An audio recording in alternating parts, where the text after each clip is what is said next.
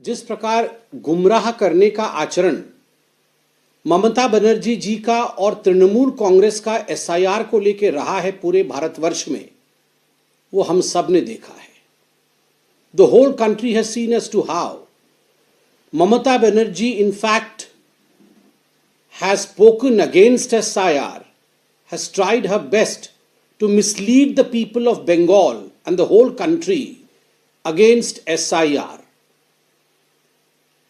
Supreme court में भी जब उन्होंने अपनी दलीलें रखी तो इस प्रकार से प्रस्तुत किया गया मानो बंगाल के ऊपर अत्याचार किया जा रहा है।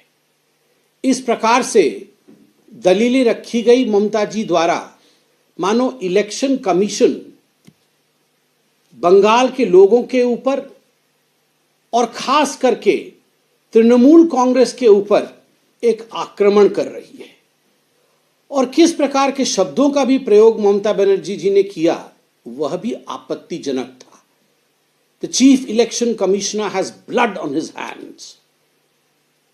और इस पूरे पिटीशन में आप देखिएगा बहुत सारे जो पिटीशन आगे दाखिल हुए उन पिटीशंस में सत्य उजागर होता है। किस प्रकार ममता बनर्जी ने अपने भाषणों से बंगाल के अंदर हिंसा को आगे बढ़ाने की कोशिश की, आगजनी की कोशिश की, लोगों को एसआईआर के खिलाफ भड़काकर सड़क पर हिंसा फैलाने की कोशिश की, यह सब बातें स्पष्ट होता है। हमने यह भी देखा कि कई ब्लॉक्स में, जो जिले में ब्लॉक्स होते हैं, कई ब्लॉक्स में जैसे फरक्का, चकुलिया, इन सब ब्लॉक्स पर टीएमसी के गुंडों द्वारा और टीएमसी के विधायकों द्वारा, उनके पार्टी लीडर्स के द्वारा प्रायोजित दंगे किए गए, वहां पे फाइल्स जलाए गए, वहां बकायदा वीडियो के ऊपर हमला हुआ, वहां एसआईआर की जो प्रक्रिया चल रही थी उस प्रक्रिया को रोका गया, सड़कों पर प्रोटेस्ट हुए। And the scene of violence that was created in Bengal to stop SIR and to block the workers of the Election Commission of India working for SIR was unprecedented. और आज जब सुप्रीम कोर्ट ने इन सारे petitions को including Mamata Banerjee जी के petition की सुनवाई की और 3 जजों के बेंच ने इसकी सुनवाई की, जो खंडपीठ में chief justice of India Surya Kant ji मौजूद थे, जस्टिस जयमाला बागची और जस्टिस NV अंजरिया जी, इनके खंडपीठ ने बड़े स्पष्ट शब्दों में कहा है और मैं पढ़ना चाहता हूं। Whatever orders or clarifications required, we will issue, but we will not allow any impediment in SIR. This must be understood by all the states.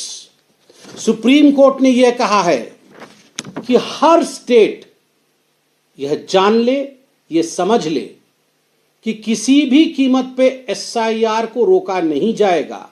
इंपेडिमेंट अर्थात किसी प्रकार से भी उस पे ब्रेक नहीं लगाया जाएगा। हाँ, किसी प्रकार की क्लैरिफिकेशन की आवश्यकता है, किसी प्रकार को विषय आपको समझ में नहीं आ रहा है, समझाने की आवश्यकता है। उन सारे विषयों पर सुप्रीम कोर्ट अपना मत रखेगी, मगर किसी भी कीमत पर एसआईआर बंद नहीं होगी।